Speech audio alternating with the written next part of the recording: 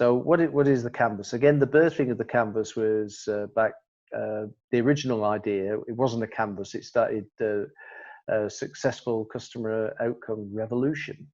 And we used to draw spirals and things. And you might see in some of the older material, some of the earlier definitions around building up successful customers. But over time, we've gradually got more refined. So for those folks who've had exposure to it before, we're now moving into SCOC version 5. And what that's about is, as we'll see when we get to measurements of needs, getting very objective about them. Not having sort of, 98.9% of the uptime on the IT system. Well, no, it's either up or it isn't. Now, how do we measure that? It's a yes and a no, isn't it? So the successful customer outcome canvas, I'm going to give you a couple of minutes where you just draw this, which is effectively 4 columns. And then the boxes are numbered 1 to 8. So if you grab yourself a new sheet of paper or flip your sheet of paper over, and as I said, these templates are available, so download later, print them off as PDFs, that sort of thing. But, I nearly sent them to you and I thought, well, no, we can all draw 4 columns by a number of different rows. It's not rocket science, is it? Unless it's NASA, of course, when it would be, but no, that's another story.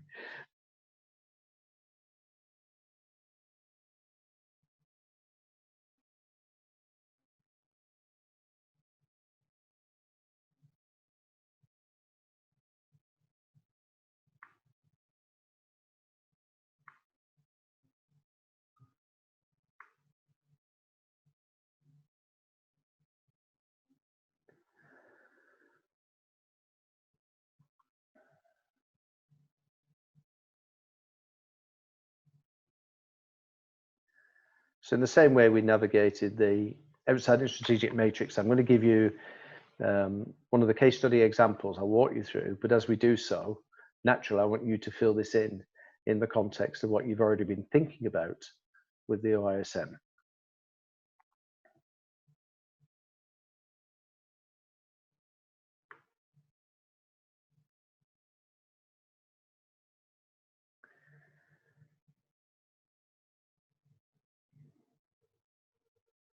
Okay. Are we ready, guys? Let's move on. So that's what the canvas looks like. So let's blow it up full screen. And you can see again, boxes 1 to 8.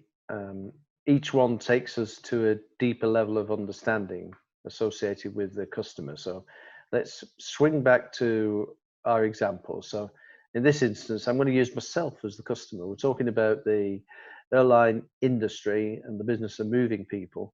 So this customer, number 1, is who is the customer?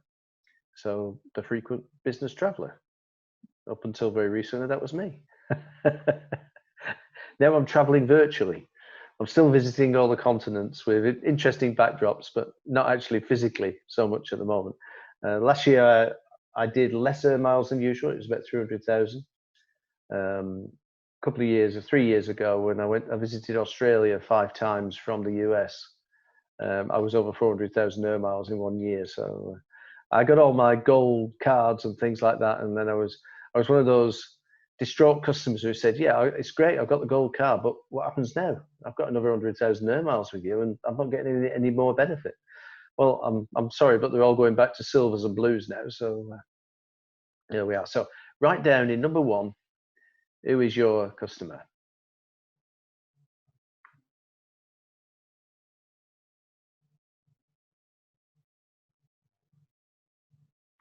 Okay, do we all have that? That's fantastic, good. Nice and straightforward. And again, it can be quite a general description at this stage. And I've often said to people, when we're doing the SCOC, it's a learning experience. So by the time we get down to 6, 7, and 8, you might have changed the idea of who is the customer in this context.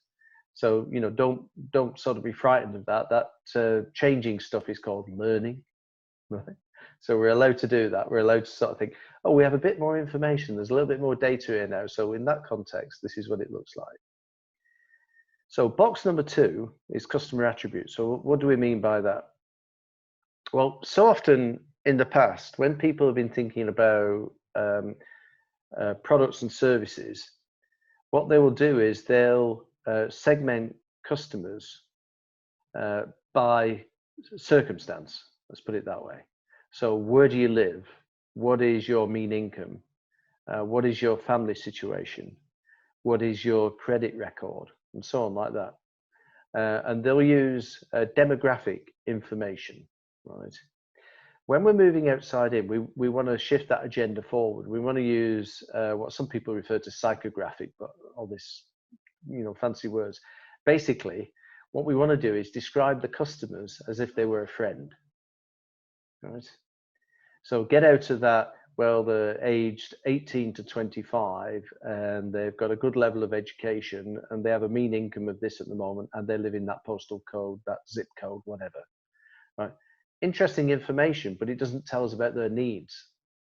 You might think, yeah, but you could bucket those needs, by segmentation. But we're going to move the agenda away from segmentation by circumstance to categorization by need. So this is your first punt at doing that, is to think about, well, what are the customer attributes? So what do I mean by that? Well, here's a description of the frequent business travel. They're time pressured. They have high expectations because they do a lot of traveling. So they have a lot of comparisons that they might want to do. They're a member of the frequent flyer club. They tend to be impatient because they're trying to get from A to B to C fairly quickly. In this instance, the frequent business traveler was a family guy, and he knows your competitors really well. So the loyalty in the airline industry, well, it depends on where I'm flying to, how quickly I want to get there, and what degree of comfort I want to have. Now, who could supply that for me? So it tends to be, I'm thinking about my own context. I've shifted depending on when I fly to Australia a lot, whether it's from Europe or the US. I tended to favor Emirates. If I was in the Far East, Singapore Airlines. When I'm in the States, some of the internal carriers like WestJet, Southwest Airline, there's no sort of specific go-to airline that I use every time. It depends on where I'm traveling to. So in the same sort of way, think about your context and your customer and what attributes have they got? Not where do they live and what's their income, but if you were talking to them about a friend, you want to say, hey, well, my friend is in the median range 18 to 25. He has a salary or somewhere in the region of $80,000 per year and has 2.3 children. No, let's get real about it. Let's talk about real people. So take 2 minutes to write in box number 2, some of those attributes. Again, knowing you can carry on doing this offline later on, but if we get a start on it, that's going to be a good thing.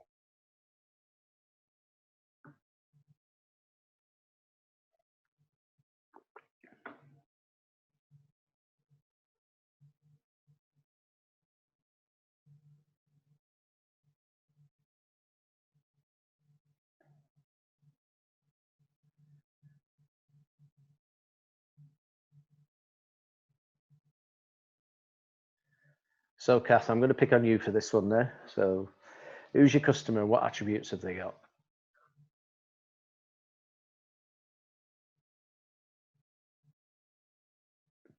Kath's deep in thought. Do you want to share with us, Kath? What have you got?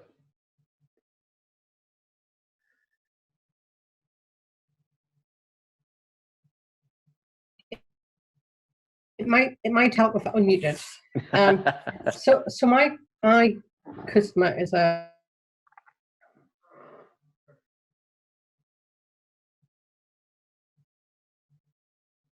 Oh, not to worry, Kath. You've gone off there.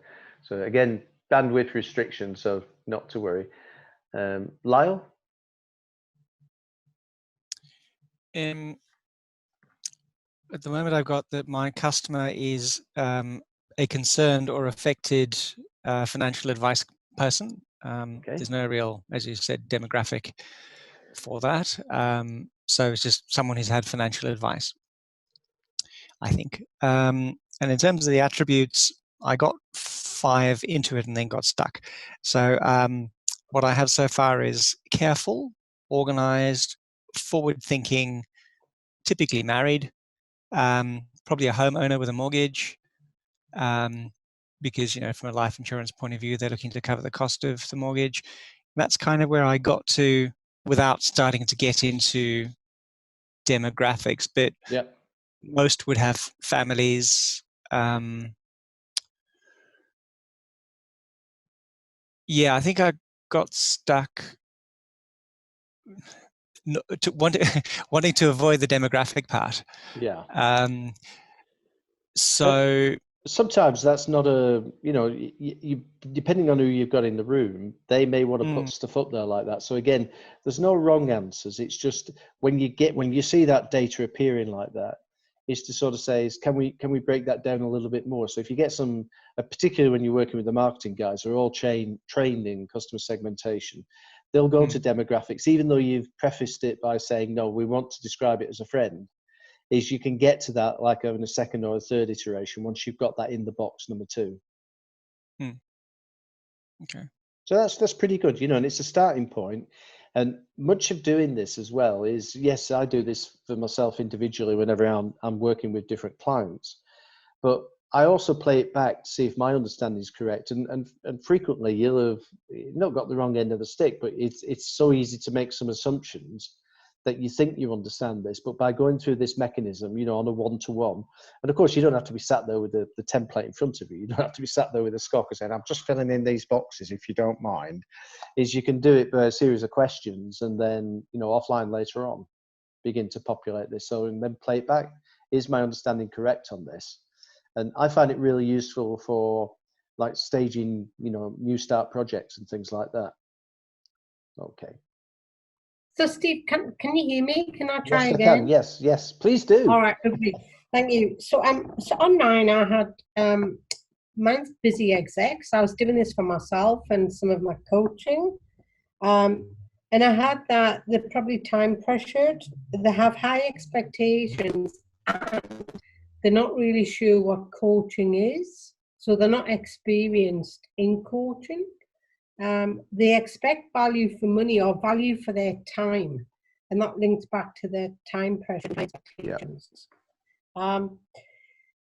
So again, they've probably got sort of big responsibility with work, but also a family person. So they've got big responsibilities at home, and they're probably keen to learn and they're keen to develop, and they're not really sure what that looks like.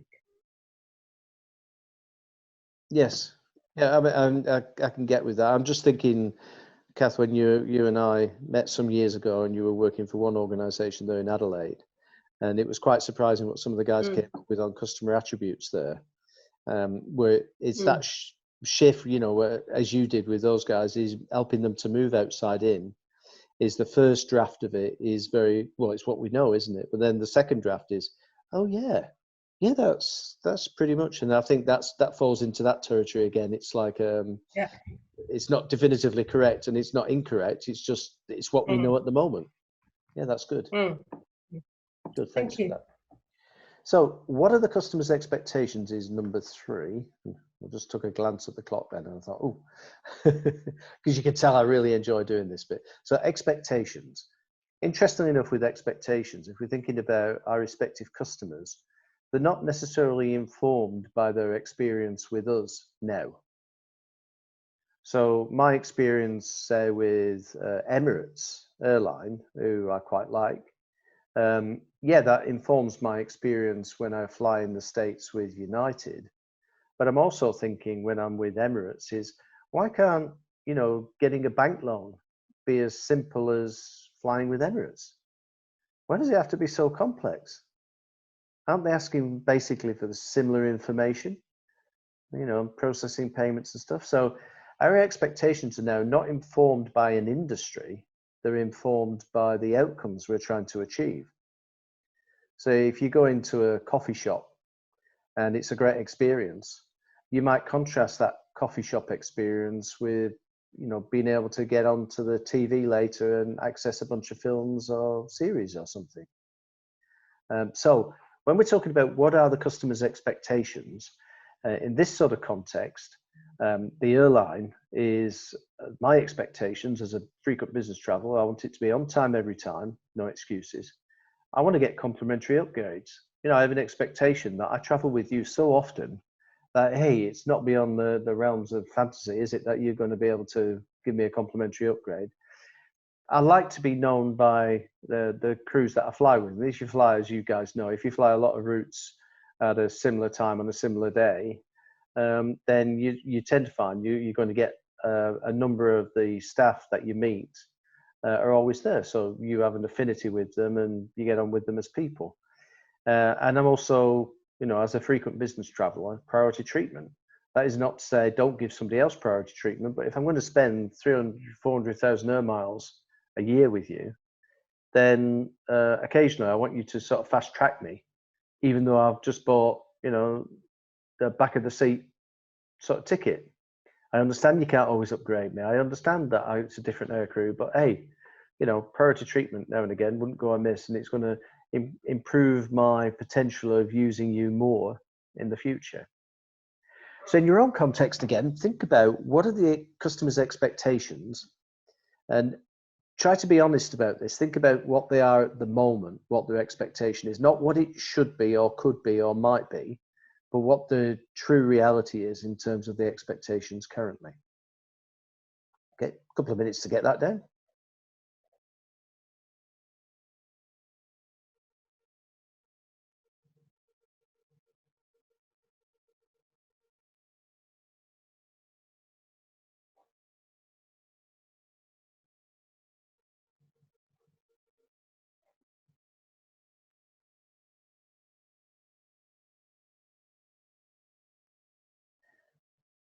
Just as a point there, it is what it is.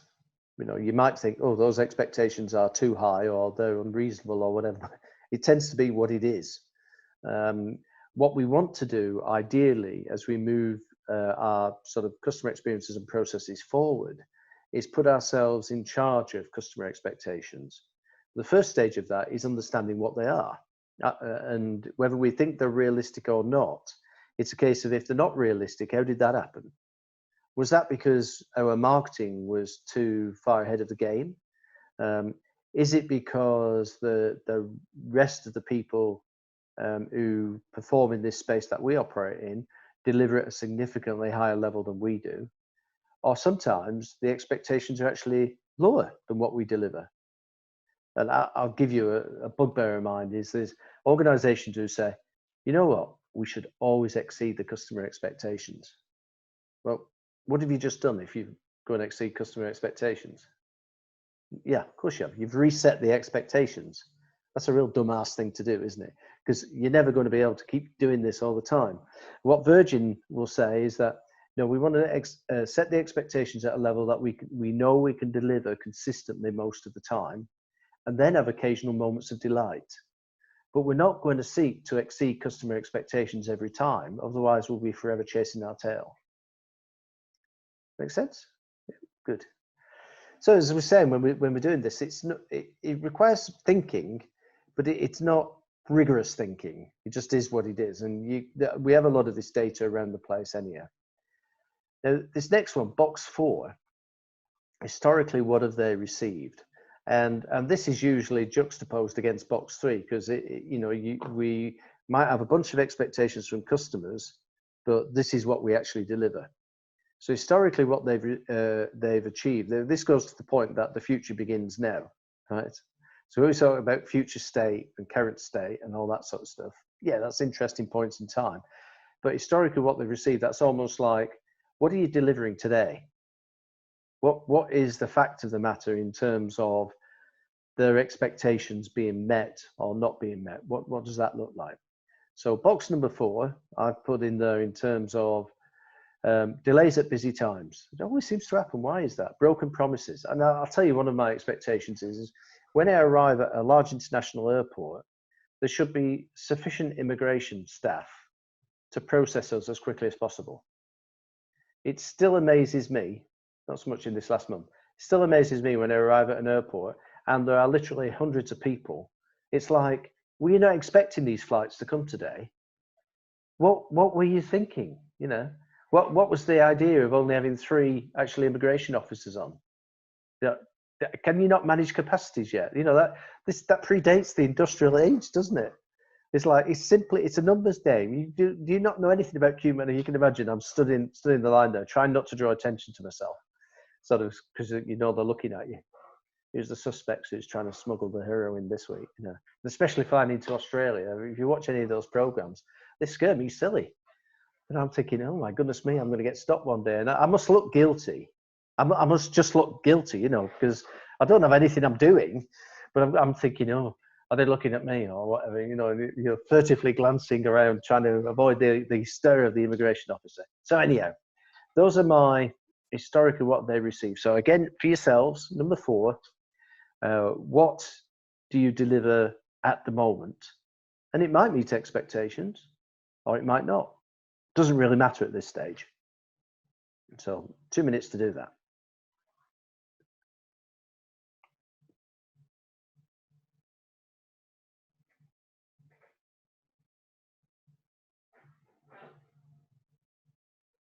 Good.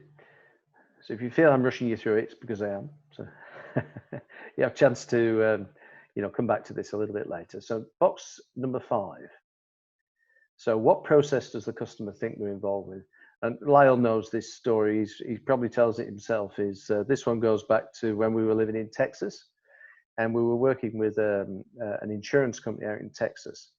And we had all the people in the room for processing insurance claims. So we had the claims department, we had the customer service department, we had the actuaries, we had the adjusters, we had the finance department, all these different departments in the room.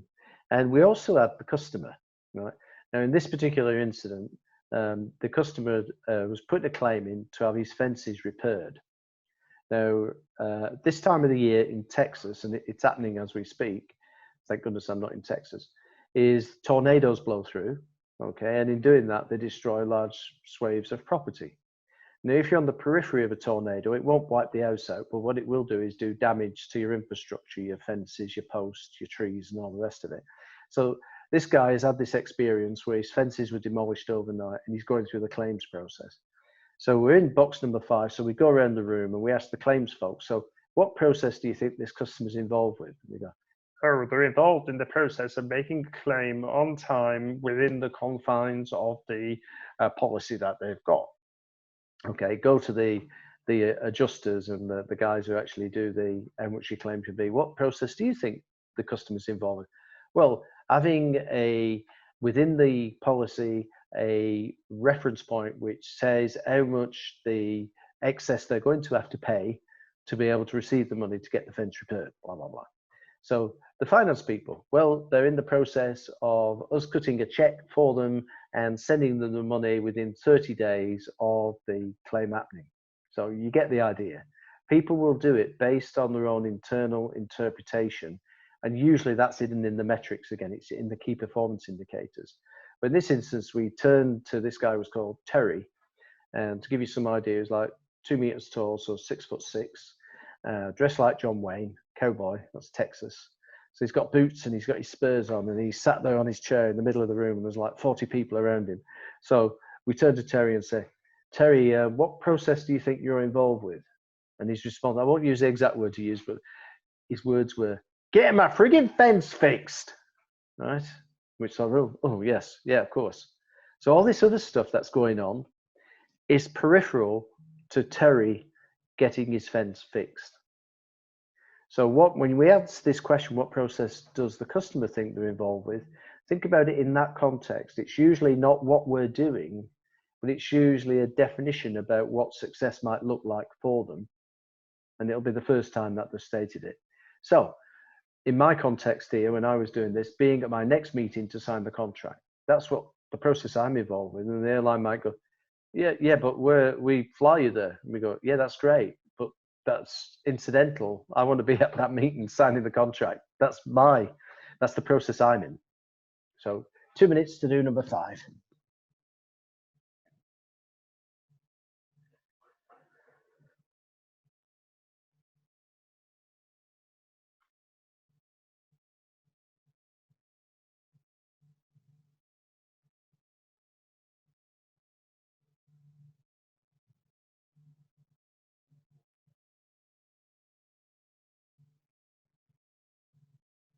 Okay, that's good.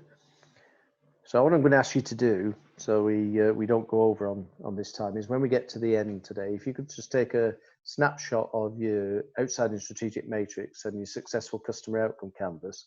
I'll have a look at those offline between now and next time together, and come back to you and sort of critique one or two things, and then we'll have a general discussion when we next get back together again. So don't worry if you've got things down there which seem a little bit like a bit leery.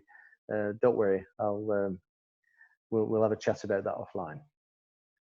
Okay, moving on to box number 6. If there's no questions, any questions? Oh, good. Box number 6. So what we're talking about here? What do we determine for the customer? Now, this is the one. I'll use the insurance example because it's a good example here. Is what do we determine? Well, what we determine is how you're going to go through this process / experience. So in an insurance claim, the sort of things that we determine are, you've got to fill a claim form in, right? You've got to have the claim form assessed. You've got to accept our assessment, whatever the excess / deductible is going to be that you have to pay on your policy. You have to wait until we've done all our processing before you can do anything. And there's a whole bunch of stuff that we do, which is what do we determine for the customer. Now, initially, box 6 is almost like all the hurdles and barriers we have to get past as a customer to be able to deliver that, being in this context, being at my next meeting to sign the contract. There's all these things you're putting in my way which prevent me from being able to do that. Now, when we move outside in progressively, box 6 becomes the things that really liberate the customer. But initially, they're frequently the stuff that we've done historically that causes you a delay or an inconvenience, or we need more information. So again, taking the banking example, how many times when you're on the phone, you're talking to a bank and they then proceed to want to read the regulations to you, because some compliance officer said it's necessary for you to read the regulations, Mrs. or Mr. call operator in the call center. Some of those interpretations of regulations can be a bit onerous, right? And they're internal interpretations, but nevertheless, what we do determines success for the customer or not. So write 2 or 3 things down in box number 6. So in this example, you must purchase tickets online, you must check in at the airport, you cannot transfer flights. Fair enough? Well, not fair enough, but hey.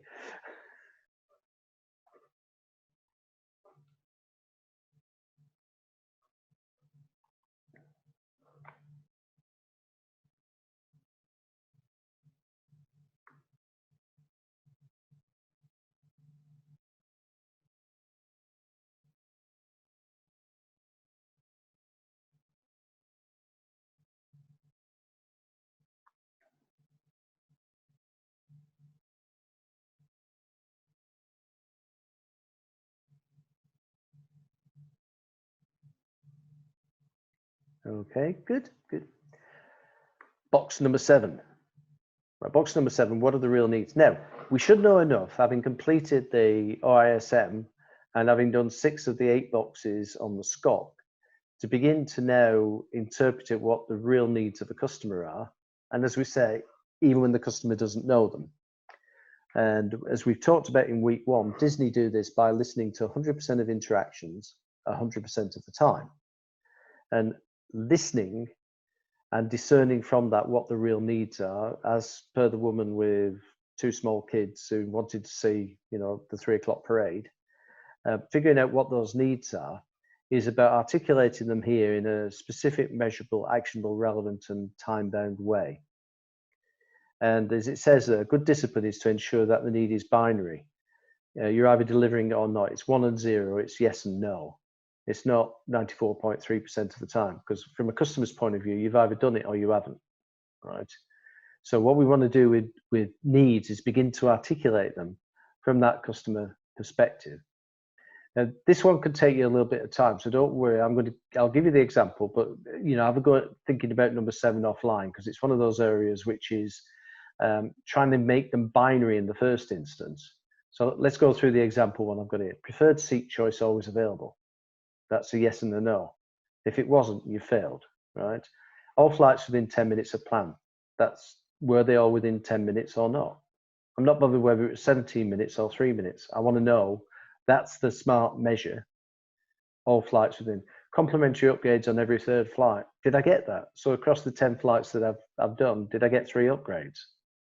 Right. And you think, well, these are all very customer oriented, and you'd be quite right, they are. These are the needs. This is the beginning of us articulating the North Star. So if we delivered against these needs, we know we're aligned against this respective North Star that we're talking about. All staff know customer by sight. Now, you might think that's a big ask, but if you go and stay at, depends which client's paying, but if you want to stay at high-end hotels, and you say staying at the Four Seasons in Singapore, they have a particular way of being able to brief each other beforehand to know who's actually in the building.